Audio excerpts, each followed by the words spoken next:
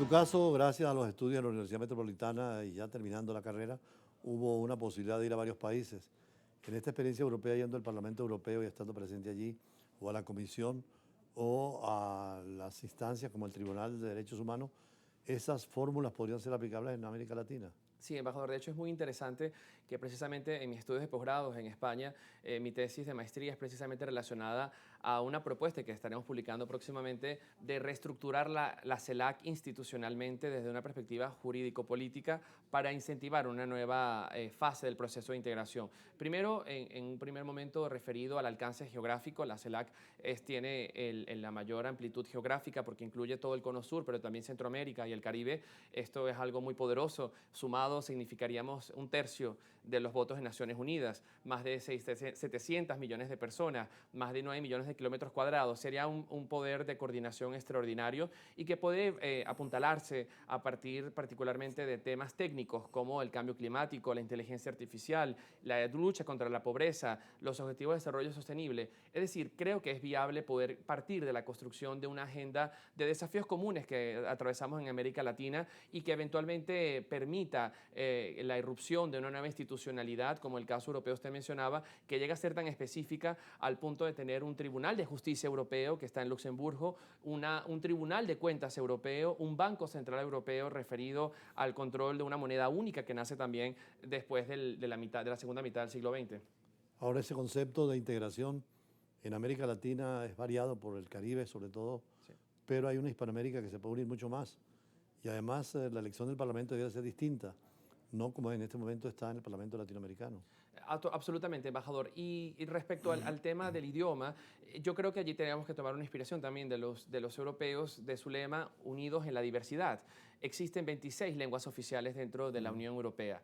Es decir, creo que allí nosotros tenemos un gran camino recorrido, porque la mayor parte somos hispanoparlantes, el portugués de Brasil tiene gran cercanía idiomática y el Caribe anglosajón, pues también tiene unos lazos intrínsecos históricamente al resto del continente. Así que yo creo que lo fundamental, por un lado, embajador, es la voluntad política, superar dogmas ideológicos que son muchas veces estériles y por otro lado también apuntar a la educación de las nuevas generaciones que tengan una perspectiva mucho más global, mucho más franca de los desafíos del hoy y el mañana y una voluntad de construir proyectos de cooperación conjunta partiendo de elementos técnicos que eventualmente puedan abrir el paso a mecanismos de integración mucho más amplios en lo cultural y en lo económico. Y ahora con nuevos mecanismos de inteligencia artificial y de robótica, todo esto ayudaría mucho más a la comprensión entre los pueblos y a mejorar los gobiernos.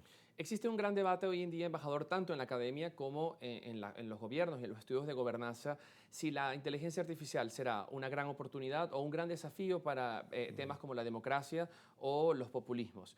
Naturalmente que yo, en el particular, creo que existe una ventana de oportunidad para América Latina en este nuevo contexto regional.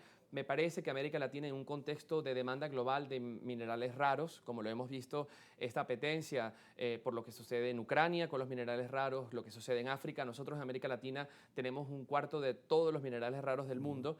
Creo que existe una bala de plata en nuestras manos en este momento que podría ser traducido en una institucionalidad que generase un desarrollo endógeno paulatino, pero sostenible en el tiempo para América Latina. Evitar los errores del pasado, de modelos extractivistas del pasado que han dejado un letargo de desigualdad en la región, pero sí apuntar a obtener beneficios, particularmente en lo social. Esto requiere una voluntad política que trascienda, como decíamos, los paradigmas ideológicos tradicionales y que coloque el fondo en el bien común, que es sin lugar a dudas el objetivo y el fin de la política. Habría que redefinir también la democracia, porque muchas veces los políticos y los gobiernos que son los que deciden, muchas veces no tienen la formación y la capacidad suficiente. Y algunas veces lo que es la democracia representativa o participativa, pero no la cognitiva, la de la sabiduría, que es lo que han hecho los europeos con la educación y la cultura. Así es, embajador, y me hace recordar a un autor, Sartori, que precisamente reflexiona sobre el papel de la socialización política y también Weber, que mencionaba el desencanto de lo político. Estamos atravesando un momento en el mundo muy complicado para las democracias, un momento de profunda apatía política y lamentablemente particularmente en las nuevas generaciones, incluso dentro del contexto europeo en las últimas elecciones parlamentarias, el porcentaje de jóvenes menores a 30 años que participaron en las elecciones comunales comunitarias no llegó ni al 30%. Y esto refleja, por un lado, una suerte de cansancio, de apatía política, pero también una necesidad, una demanda global de reestructurar y reformular las instituciones internacionales, que va desde los gobiernos locales, que necesitan y demandan más transparencia, más cercanía a la ciudadanía, pero también a un nivel macro vemos el incentivo que hace Antonio Guterres, el secretario general, incluso en reformular las Naciones Unidas, reformular instituciones como el Consejo de Seguridad que representen lo que es hoy el mundo. Las instituciones que fueron creadas hace 70 años no tienen una plena captura de la realidad que está marcada el mundo de hoy, que tiene actores, como usted mencionaba en su editorial, como Brasil.